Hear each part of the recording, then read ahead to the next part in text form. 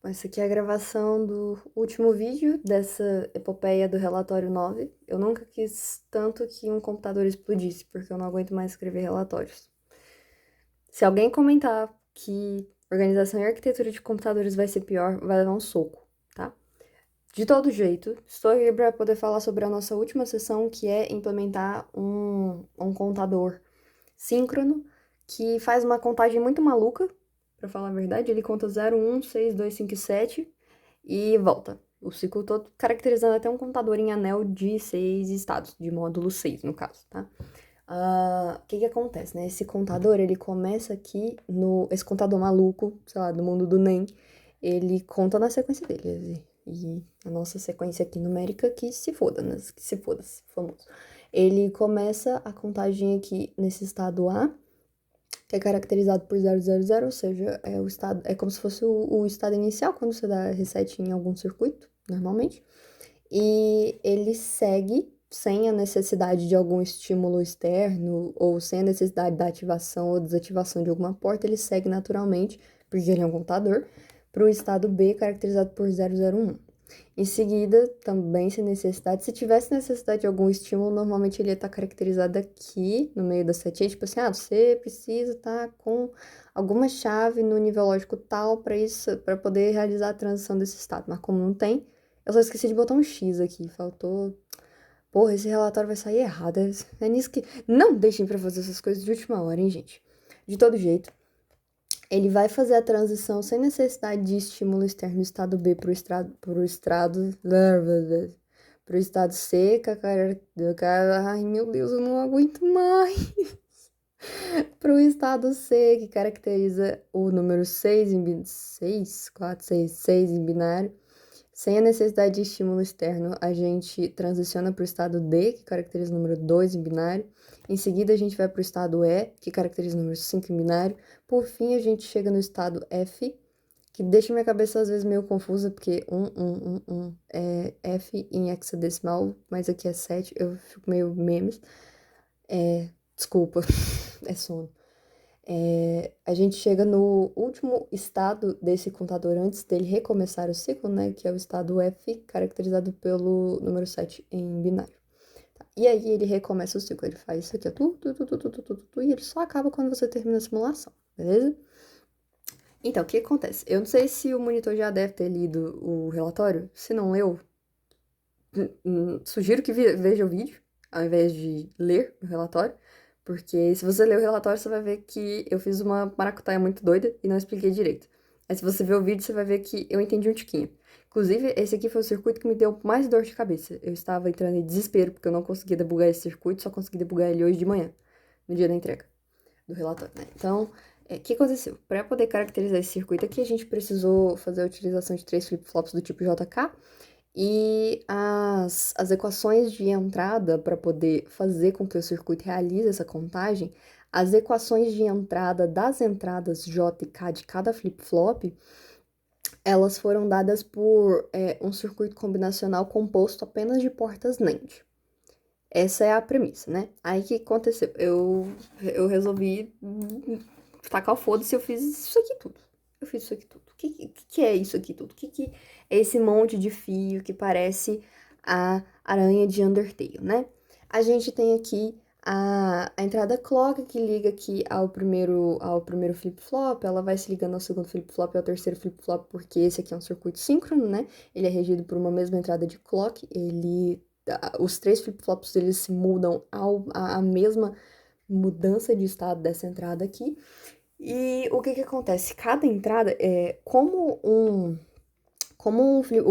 estado inicial. O que eu tava pensando, né? Como o estado inicial do flip-flop vai ser dado pela saída 000, eu pensei o seguinte: eu só tenho que transicionar isso de 0 para 1, de 1 para 0. Então eu posso me utilizar do artefato arteférico de que o flip-flop JK ele mantém o estado anterior, ou seja, 0, ou ele muda seu estado, que é quando J e K são iguais a 1, para poder dar o funcionamento desse circuito. Foi exatamente isso que eu fiz. Eu considerei a entrada JK como uma só.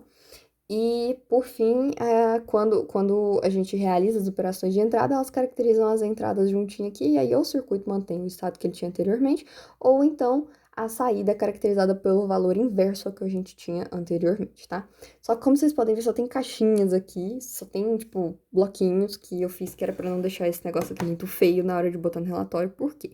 Porque a mágica está aqui, tá? Eu vou mostrar fotos ao invés de mostrar o circuito, mas tá aqui, viu, gente? Tipo assim, existe. Não saiu, não é um delírio meu, tá? Aqui, viu? Existe, eu só não quis mostrar porque por foto é muito mais bonito, né? A gente tem aqui o circuito que caracteriza a entrada JK0, por quê? Porque depois que você faz 75 contas diferentes para poder ver como é que funciona a transição de estado aqui a transição de estados dessa contagem maluca da terra do NEM, você consegue obter equações para as entradas do flip-flop 2, do flip-flop 1, do flip-flop 0, que é o flip-flop que está mais próximo da entrada do clock. Ele vai gerar esse monte de equações aqui, que inclusive eu morri para poder fazer essas equações ficarem mais simples, não deu. Eu apliquei Carnot. Quem que usa Carnot em 2020? Brincadeira, viu, gente? Todo mundo usa Carnot. Todo estudante de psique sensato usa Carnot.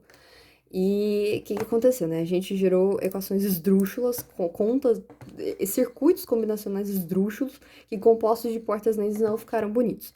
Então, aqui a gente tem as operações de AND, e aqui são as operações de OR, que eu inclusive errei por conta desse cacete dessa operação OR, e eu tava tentando debugar esse circuito desde ontem de noite.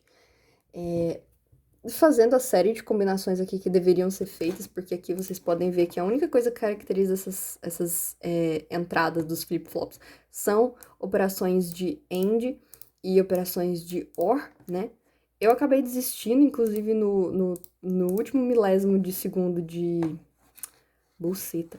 Não era isso aqui que eu queria abrir. De fazer, tipo assim, vamos colocar uma entrada única, que é a entrada que é 0, e aí você coloca um inversor desistir, tá? A gente tem 6 entradas aqui para poder caracterizar esse circuito combinacional, tá bom? E o mesmo vale para todos os circuitos combinacionais dos outros flip-flops. Esse aqui, por exemplo, é o circuito combinacional que caracteriza a entrada do flip-flop que está mais próximo do sinal de clock, que é a entrada que eu chamei de JK0, tá bom? A próxima é o circuito combinacional que caracteriza, que dá os valores que a gente quer do flip-flop JK1, que é o flip-flop que segue o flip-flop JK0, é o que está mais próximo do flip-flop JK0. Como vocês podem ver aqui também, a gente tem operações de AND seguida por operações de OR, para poder realizar as equações que eu acabei de mostrar aqui no meu relatório, porque aqui tem organização, né? E, por fim, a gente tem a entrada... o circuito combinacional caracteriza a entrada do flip-flop que eu chamei de JK2, que é o flip-flop mais à direita do circuito, que é o flip-flop que está mais longe da entrada de clock. Então, ainda que ele esteja longe, né, se isso fosse um contador assíncrono, isso ia ser um problema, mas como esse é um contador síncrono, foda-se, porque os 3 flip-flops são regidos por uma mesma entrada de clock, tá? Então, esse aqui é o circuito combinacional e cada um desses circuitos que eu acabei de apresentar para vocês estão dentro dessa caixinha super organizada que, na verdade, ficou parecendo perninha de aranha, tá bom? Aí, esse aqui é o circuito que eu mostrei por último, JK2, que eu chamei de JK2. Esse aqui é o circuito JK1 e esse aqui é o circuito JK0, beleza? Quando você bota esse bonitinho para rodar, eu juro por Deus que ele roda, a gente inicializa tudo com 0, aí fica lá 0... 6, ai, perdi a conta. Eu nunca lembro da conta. 0, 1, 6, 2, 5 e 7. Isso, é porque eu tava olhando ali no papel. Eu nunca ia lembrar. KKKK. Se vocês forem ver aqui no cantinho, nesse cantinho aqui também, aqui vai estar caracterizando as entradas bonitinhas, porque aqui é a entrada 0, 1, 2. Quando, né, que as entradas eles são ativadas quando a entrada é 0, 1, 2, 3, 4, 5, 6, 7, tá bom? Por quê? Porque esse aqui é a estrutura que eu montei para poder captar se tinha algum estado intermediário ou não, sabendo que não ter... Na verdade, na hora em que eu fiz isso aqui, eu não sabia, mas eu percebi isso depois. Por quê? Porque esse aqui, como eu já disse no último vídeo, é um contador síncrono e a probabilidade de a gente ter um estado intermediário, um estado que a gente chama de flutuante, é mínima devido à sua caracterização de ser um contador regido por uma mesma entrada de clock. Então, é respeitado o tempo de setup, as entradas são dadas antes da borda de subida do clock, elas são dadas de maneira, como é que fala? De maneira fugiu a palavra, mas dessa maneira aí, que não deixa o circuito dar errado. E além dela aguentar frequências mais altas, né? Se eu aumentar a frequência disso aqui, ele vai continuar me dando os resultados que eu quero. Por quê? Justamente pela característica de a entrada do clock reger todos os flip-flops dessa estrutura aqui que eu tenho, tá? Isso permite que, por mais que a gente acabe pegando uma entrada que a gente acabe gerando uma entrada errada, assim, por falta de tempo na hora de processar e jogar a informação aqui nas entradas, ainda assim não vai ser um efeito cascata. Não é o erro desse flip-flop influenciando o erro desse flip-flop que influencia no erro desse flip-flop. É um erro mais individual, tá? E é bem difícil disso acontecer porque contadores síncronos têm tendência a aguentar frequências maiores por conta dessa característica aqui de os flip-flops serem regidos por um mesmo sinal de clock, tá? Se a gente for fazer uma análise do diagrama de ondas dele, reza a lenda que eu fiz eu fiz vários, pra falar a verdade. Vários, 2. Se você for realizar a análise do gráfico de onda disso aqui, isso aqui é tudo fanservice. É porque eu montei blocos. Eu esqueci de comentar.